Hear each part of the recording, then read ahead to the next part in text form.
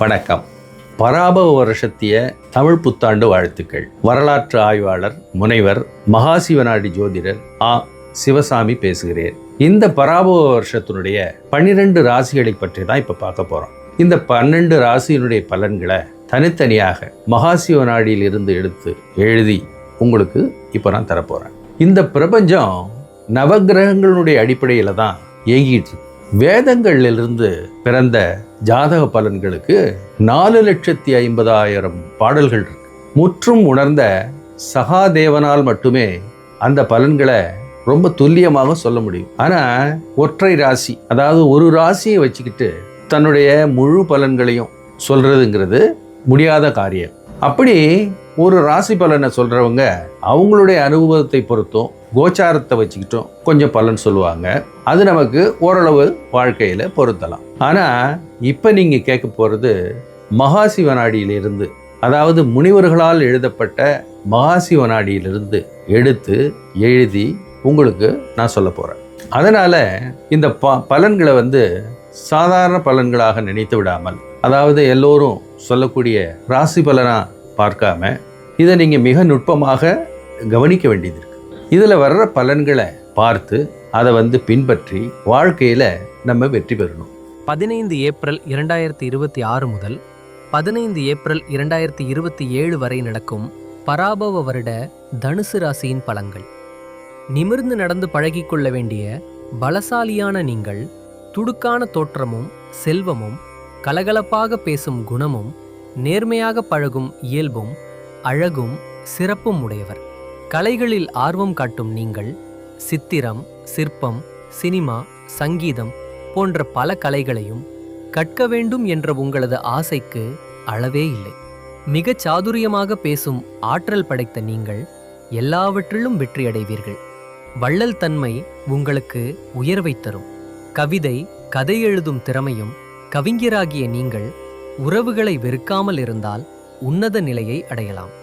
நீண்ட கழுத்தில் பளிச்சிடக்கூடிய உங்களது ஆபரணம் விலைமதிப்பற்றது என்றாலும் இந்த ஆண்டு ஒரு சவாலாக அமையும் என்பது உண்மை. வாகனத்திலும் மனை, வீடு போன்ற சொத்துக்களிலும் ஏற்படும் குழப்பங்களை எதிர்கொண்டு பொருளாதாரத்தை சாதுரியமாக சமாளிப்பீர்கள். தாயின் உடல் நலம் கவனிக்கப்பட வேண்டிய ஒன்று. சுற்றுப்புற சூழல் உங்கள் மனதை மேம்படுத்த, ஞானத்தை அளிக்க வழிவகுக்கும். விபத்திலிருந்து குருவின் அருளால் தப்பிக்க போகும் நீங்கள் பயணங்களில் கவனமாக இருக்க வேண்டும்.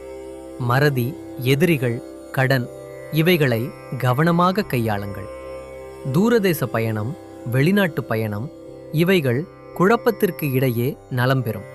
வரவுக்கு மீறிய செலவும் எதிரிகளின் சூழ்ச்சியால் கெட்ட பெயரும் ஏற்பட வாய்ப்பு உள்ளது. செலவுகளை நல்ல செலவாக மாற்ற வீடு, பூமி இவைகளில் முதலீடு செய்யலாம். எவரிடமும் பகையை வளர்க்காமல் மௌனம் சாதிப்பது நல்லது. தொழில், வேலையாட்களால் துன்பமும் உத்தியோகத்தில் உயர் அதிகாரியால் மன உளைச்சலும் ஏற்பட வாய்ப்பு உள்ளது. புதிய முதலீடுகளை வியாபாரத்தில் கவனமாக செய்ய வேண்டும். பொருளாதார நெருக்கடியை சமாளிக்க அவகாசம் தேவைப்படும். ஆரோக்கியத்தை பாதுகாக்க உடற்பயிற்சியும் மனப்பயிற்சியும் தேவை. இயற்கையை வணங்கி சூரிய நமஸ்காரத்தின் மூலம் சக்தி பெற முயற்சி செய்யுங்கள். ஆஞ்சநேயரை வணங்குவதோடு அடிக்கடி பெருமாள் கோவில் சென்று வருவது நல்லது.